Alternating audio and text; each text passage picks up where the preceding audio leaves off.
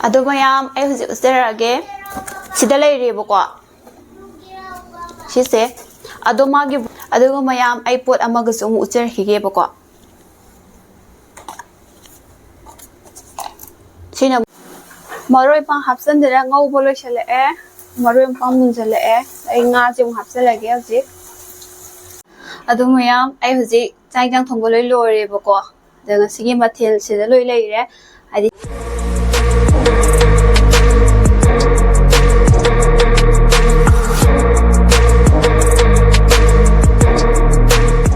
Hi mayam no po eigi channel sina taram okjari ado ai ngasidi mayam da hai tare ko ai product khara share tawjarake aina YouTube sida hadi sumaina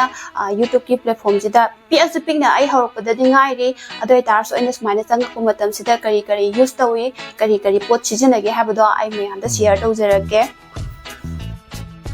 ado mayam ai usderage sida leiribako sise ado magi brand se DIGITEK brand oibane aduga DB tripod model number na DTR 480LW oibane bako aduga si mayam su ubiramani ado si aina hairaktre mamangda ai ama pam hai hogeba aina hojik sijinariba aina hojik hai video se namni sijinariba tripod sina mo magi holder se mamangi video number giduda aigi ipurebana haidi mana soibadagi net khidana tekrebako adudagidi akoi ju tripod amadi hanadagi amadi leise haidana plan di leiba aina hana sijinariba tripod sidi kuisu kuire aduna kitang su nemaga haidi sijinabada kitang nungairakta haitare phone kai haitare akoina sum sijinarakpada nemba khotpa oirapodagi nungairakta de kitang awangbam di leise haidana plan di leiba aduna adugi plan leibaduna taurira natraga karinero khangdre khoigi dawnara adu holder do tekkhibde upai leitabnina akoi sumaina video di number haururabanina tripod to mudi dum leisalaje haidana sije leibane bako aduga magi sigi kayang wang banem habdu ai mayam ucherake hoji ai hoji pe hangtoksare bako adu ai manungda kamai tawge habado ucherake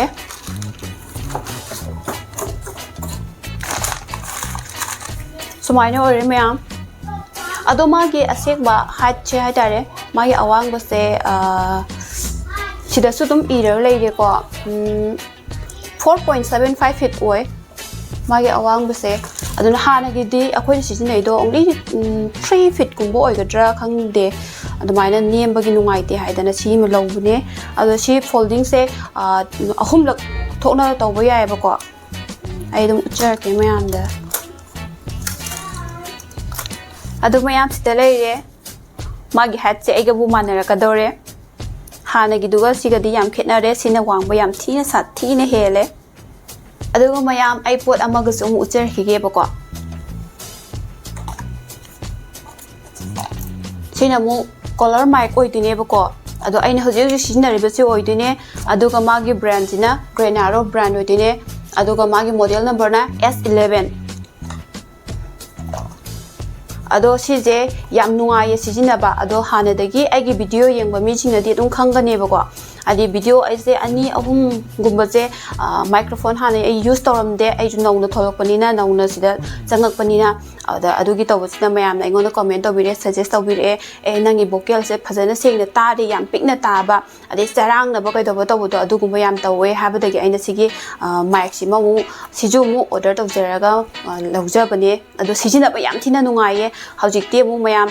mako ai he hawbadagi blog se yengbirak mi yoraga dum khangdine bako ai vocal se hawjik sijina bada yam thina nungare yam thina improve oi na khalle ai video improve oi habagi natte ba ai vocal se hana narugadi yam thina phajare aduna mayam su sijina ningba leiragadi sigi mic se yam nungai sijina biyo mayam su ado aina huji twbiba product ani da hadi mayam da pambiba leibi ningba leiragadi ai description makha da link to hapcharange mayam na sangbiduna yengbiduna pambiba leiragadi leibi ningba singna adum leibiyo yarani aduga makha tarapoina ngasi aina utliba product ani do brand amattana engonda sponsor tawbiyo haidana adugumba kemta leite aina khaktamak aina sijinabada nungai jabado adugi mayamda aina nungai habadugi review tawthokpane nga chadaba kuire haidana nga laure ngasidi nga oin thongminarasi mayam ado ai nga se machu thum loimak mix tor le adagi sidana hawai traka alu ga ju dum leire ma thoga loina ready de leire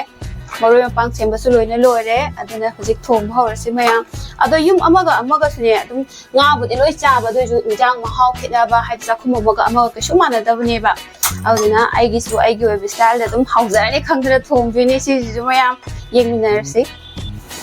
maroi pang hapsan dera ngau bolo chale maroi pang min chale ai nga jum hapsan lage ase sida dum ai hing ju dum hapsan gre ba ko video da dia haudre ai je sum marang to basida nga se ai di dum mayam dum lerangani ba ko taru ga chaba hina ba dum smai dum khara toi thong gi tap ta pura to hen basula ta bi dum smai chaba hina ba to ado ai di taru ga chap se taching have the nga oina phajan sab do ai haina de pam da bo oi bo ko adu ne di kara smaina kari ga thonga ma phoroi to bo da adu dun hena pam chei ga adu ga mama ga ai gi pa ga de oi di mu taw ga thong ne hena pam me adu go pujari ai na sum smaina thong ga gi pam ga cha ba ji da mama na ju tum ona gi khuthong dum thong ona mama ju tum hai ga de ai nga oina cha dong na te bi hoi nga kari ma phoroi to bo da adu dun hena pam cha ga gi ba mu smaina da thong ni nga thong ga de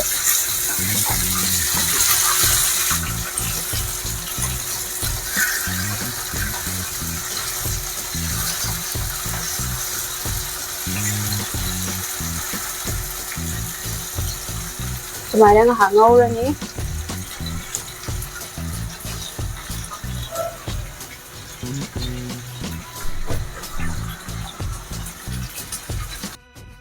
ai khamin sin ba haptel le dei dum hawai cha adu jum haptel ga ni da kale enda chak thong ba da di mau ha da di ba ko kale loi ju sa ba khang ba ya de dun in tham tha wa ra su ing ba khang ba ya de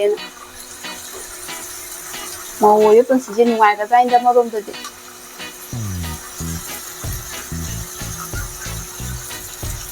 ai khitna te ko ma ya doi to ram ni se mau oi ko khuding ma tawi to de mayam dum ko me dum tok san bira mo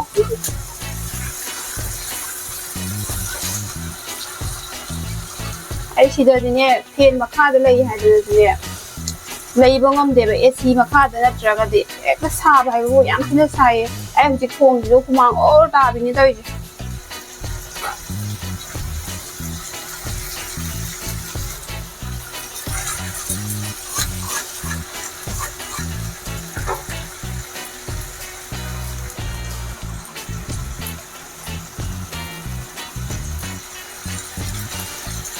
ai khi ji da ne dum sai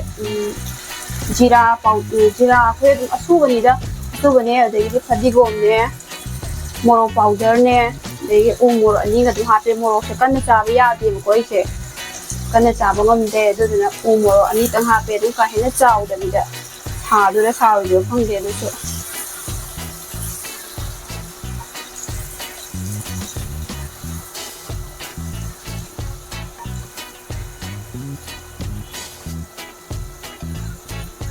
na smai nang hangau ra mahi se happy kang hal laga oina mahi chu hap tu ni ba injang mahi se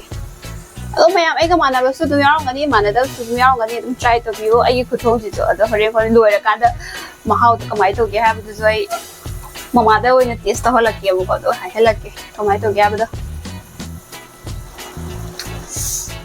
ma che smai to e mahi kang chal e bu ko du na ai mahi oi hap la ge mahi ha bi ha ni ki ma gi thaw won ma tu mo do do adu kang chal a ba ni na mahi oi hap la je bu ji te ai kang jing e da ha pa do khang de ha ri ha ri do ai gi de haina de haina me kang ka no smai na ha pi bu ko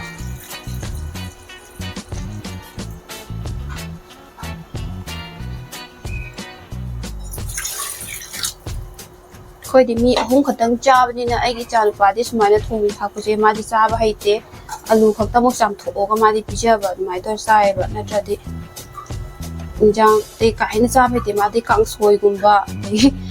ngari tot pa gum ba du ngari mahi ni hena pa mi ma pam gum cha ba hai te ba do khoi hung khata ni na mahi che chung tang ha pa ni du sawal la chi me sawal la ge adu mayam ai huji chang thong loi loi re ba ko da sigi mathel se da loi lai re ꯍꯥꯏꯗꯤ ꯁꯤꯗ ꯏꯔꯣꯟꯕ ꯂꯩꯔꯦ ꯁꯣꯏꯕꯨꯝ ꯏꯔꯣꯟꯕ ꯂꯩꯔꯦ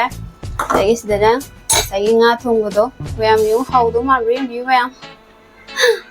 ꯑꯗꯒꯤꯗꯤ ꯁꯤꯗꯅ salad ꯂꯩꯔꯦꯕꯀꯣ ꯁꯂꯥꯗꯁꯦ ꯑꯗꯨꯝ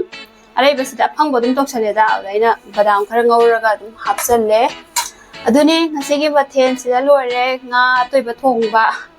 ꯑꯗꯨꯗꯤ ꯆꯥꯕꯗꯨꯗꯤ ꯃꯌꯥꯝ ꯍꯥꯞꯆꯔꯛꯑꯔꯣꯏꯒꯦ ꯑꯗꯣ ꯃꯌꯥꯝ ꯉꯁꯤꯒꯤ ꯑꯣꯏꯅꯗꯤ ꯚꯤꯗꯤꯑꯣꯁꯦ ꯃꯇꯥꯡ ꯁ꯭ꯋꯥꯏꯗ ꯂꯣꯏꯁꯤꯟꯖꯔꯒꯦ ꯑꯗꯣ ꯃꯌꯥꯝꯅ ꯑꯩꯕꯨ ꯁꯞꯄꯣꯔꯠ ꯇꯧꯕꯤꯔꯒꯗꯤ ꯅꯨꯡꯁꯤꯕꯤꯔꯒꯗꯤ ꯑꯩꯒꯤ ꯍꯦꯛ ꯚꯤꯗꯤꯑꯣꯁꯤꯒꯤ ꯃꯈꯥꯁꯤꯗꯕꯀꯣ ꯉꯁꯤꯗꯒꯤ ꯍꯧꯅ ꯑꯗꯨꯝ ꯁꯨꯄꯔ ꯊꯦꯡꯛꯁ ꯍꯥꯏꯗꯅ ꯊꯥꯕꯤꯔꯛꯄ ꯌꯥꯔꯒꯅꯤ ꯑꯗ ꯑꯗꯨꯒꯤ ꯁꯨꯄꯔ ꯊꯦꯡꯛꯁ ꯊꯥꯕꯤꯔꯛꯄꯒ ꯂꯣꯏꯅꯅ ꯀꯣꯃꯦꯟꯠꯁꯨ ꯑꯗꯨꯝ ꯇꯧꯁꯟꯕꯤꯔꯝꯃꯣ ꯃꯌꯥꯝꯒꯤ ꯀꯣꯃꯦꯟꯠ ꯐꯖꯕ ꯑꯗꯨꯝ ꯄꯤꯕꯤꯔꯝꯃꯣ ꯍꯥꯏꯗꯤ ꯑꯩꯗꯤ ꯑꯅꯧꯕ ꯑꯣꯏꯕꯅꯤꯅ ꯀꯔꯤ ꯀꯣꯟꯇꯦꯟꯠ ꯁꯦꯝꯒꯅꯤ ꯀꯔꯤ ꯁꯦꯝꯒꯅꯤ ꯍꯥꯏꯕꯗꯣ ꯑꯗꯨꯗꯣ ꯑꯩꯉꯣꯟꯗ ꯐꯖꯅ ꯏꯝꯄ꯭ꯔꯨꯞ ꯂꯩꯇ꯭ꯔꯤ ꯍꯥꯏꯗꯤ ꯈꯪꯕ ꯑꯣꯏꯗ꯭ꯔꯤꯕꯀꯣ ꯑꯗꯨꯅ ꯃꯌꯥꯝꯒꯤ ꯁꯖꯦꯁꯟꯒꯤ ꯃꯇꯨꯡ ꯏꯟꯅ ꯑꯩ ꯑꯗꯨꯝ ꯇꯞꯅ ꯑꯗꯨꯝ ꯁꯦꯝꯖꯔꯛꯀꯦ ꯃꯌꯥꯝꯒꯤ ꯅꯨꯡꯉꯥꯏꯕ ꯑꯗꯨꯝ ꯚꯤꯗꯤꯑꯣ ꯑꯗꯨꯝ ꯁꯦꯝꯖꯔꯛꯀꯦ ꯑꯗꯣ ꯃꯌꯥꯝꯅ ꯑꯩꯕꯨ ꯅꯨꯡꯁꯤꯕꯤꯗꯨꯅ ꯑꯩꯒꯤ ꯆꯦꯅꯦꯜꯁꯤꯕꯨ ꯅꯨꯡꯁꯤꯕꯤꯗꯨꯅ ꯂꯥꯏꯛ ꯁꯦꯌꯔ ꯁꯕꯁꯀ꯭ꯔꯥꯏꯕ ꯇꯧꯕ ꯀꯥꯎꯕꯤꯒꯅꯣ ꯑꯩꯕꯨ ꯁꯞꯄꯣꯔꯠ ꯇꯧꯕꯤꯌꯣ ꯊꯦꯡꯛ ꯌꯨ ꯕꯥꯏ ꯕꯥꯏ